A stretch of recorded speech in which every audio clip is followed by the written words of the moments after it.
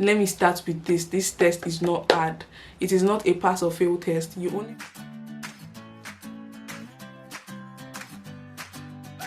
Hey guys, you're welcome to my YouTube channel. If you're new, you're welcome. Please hit the subscribe button down below and make sure you turn the post notification bell on. And if you're not new, you're welcome back to my channel.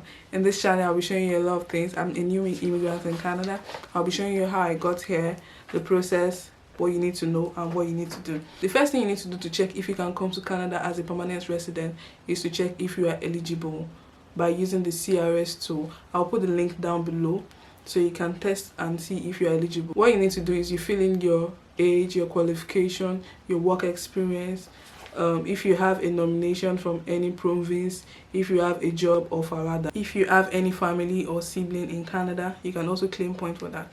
If you complete the assessment using the CRS tool, it's possible you get that you are eligible, and it's also possible you get that you are ineligible. Say for instance, maybe you don't have work experience, say for instance now, and the minimum you need to apply to Canada as a federal skilled worker is 1 year work experience. So if you put 0 or less than 1 year, it will tell you you are ineligible. So you need to work towards getting at least a minimum of 1 year work experience. Also, you need to have taken an English language assessment or French language, because Canada is a bilingual country. They speak both English and French as the official language.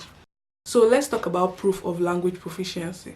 So for you to apply to Canada as a federal skilled worker, you can either show proof that you understand French or English language. English language, you can do either of the English language testing system, that's IELTS, or you do French, that's Test of Evaluation in French, TEF. I came to Canada using IELTS because I'm from an English-speaking country and I speak English basically. So you can either take 2 modes of English language test, that's IELTS. For the rest of this video, I'll refer to the English language testing system as IELTS. It's just a proof of English proficiency to show that you have understanding or you know how to speak or you can communicate in English language. The IELTS test comes in either general or academic test. These tests are usually organized by some organizing body. Example is British Council or the IDP Australia. Both bodies are available in Nigeria and many countries in the world. I don't know which country you are from, but you can easily check online to see which of these organizing bodies are available in your country. For Nigeria, we have the MOD, IDP Australia, and we also have the British Council organizing body.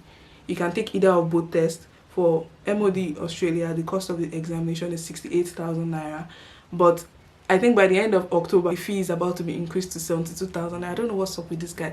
They don't want us to leave Nigeria. Anyway, we are going to come and excel in Canada, and we can as well go back to Nigeria with our new skills. British Council is 75,000 naira.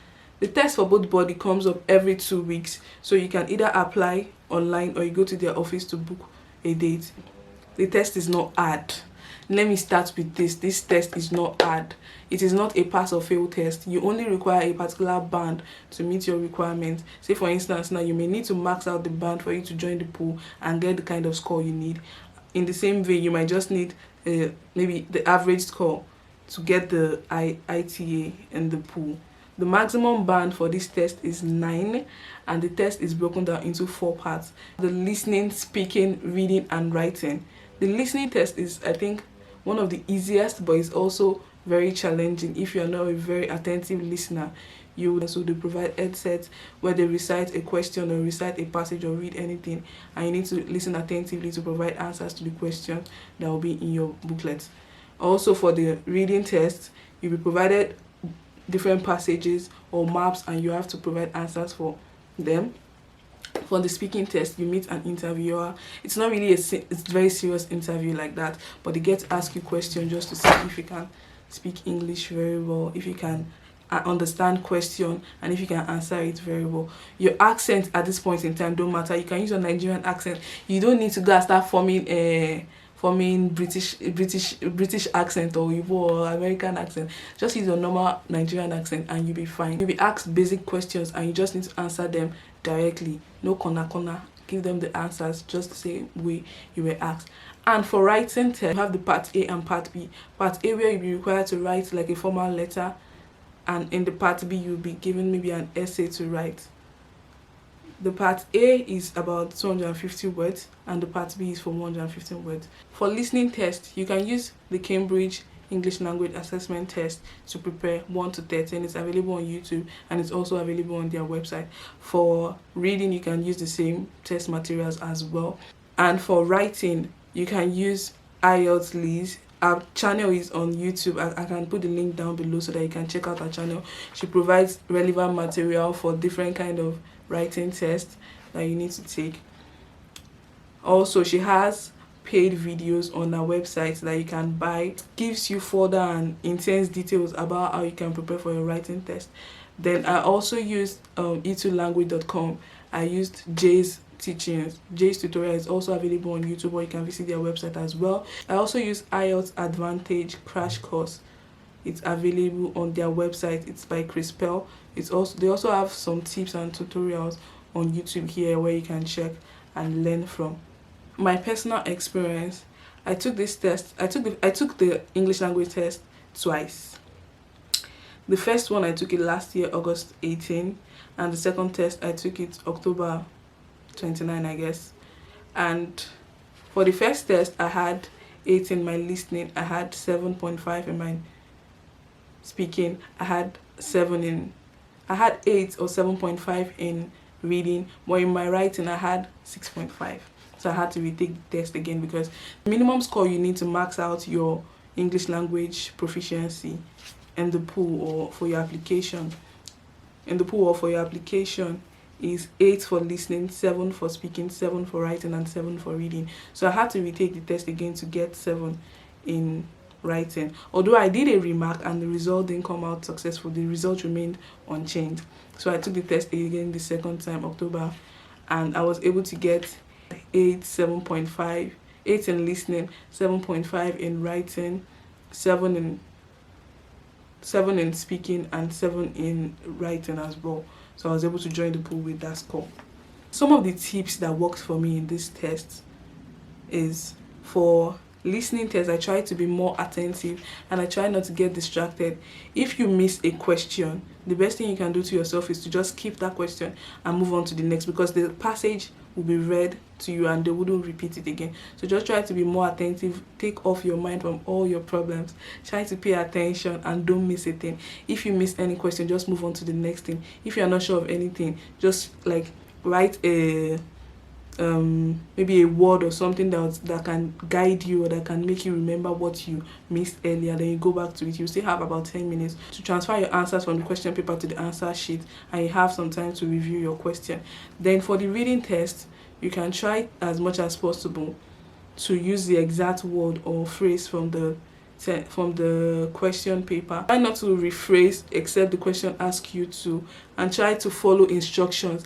If the question says 3 or more words, be sure to use 3 or more words. If the question says not less than 3 words, don't use more than 3 words. Don't say it's just A, don't say it's just mine, don't say it's just D. Any one of those things counts as additional word. So just follow the instructions and you'll be fine. Then for writing test, I think what would help is for you to write different tests. Just practice and practice and practice. That in English language test is not hard. I'm not going to lie. It's challenging because I've seen a lot of people write this test 5, 6, 7 times before getting the score that they required. In the same vein, I've also seen people write this test once and they are fine. They don't even know what it feels like to fail. So it's just a test of proficiency to see how well you can obey instruction. And for speaking test, you don't need to carry any British or Igbo accent. Just use your normal Nigerian accent, or if you are from any country in the world, the way you speak, answer their question. Like what they actually want to test is not your accent. They know, of course, that different people in different parts of the world have different way they pronounce words. Just be sure to answer the question the exact same way you were asked.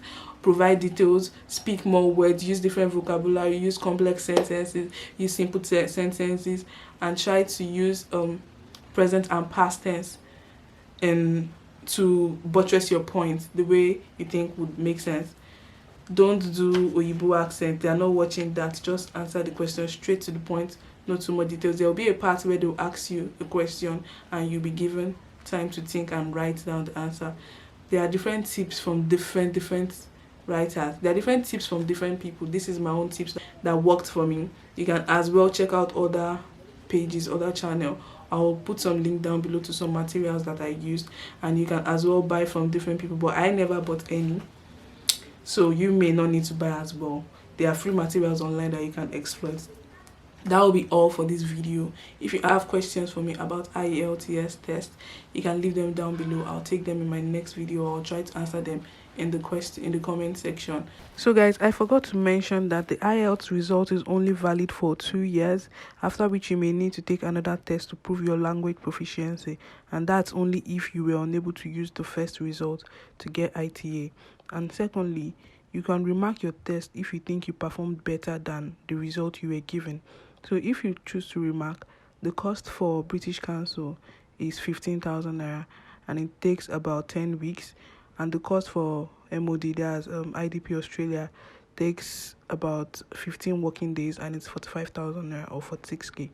So if your result changes, you could get a refund, but if your result doesn't change, you will not get any refund. Thank you. If you missed my previous video, I'll link it up here. Thank you very much for watching. If you enjoy watching this video, please give it a thumbs up and subscribe to my channel. Thank you guys. I'll see you in my next video. Bye.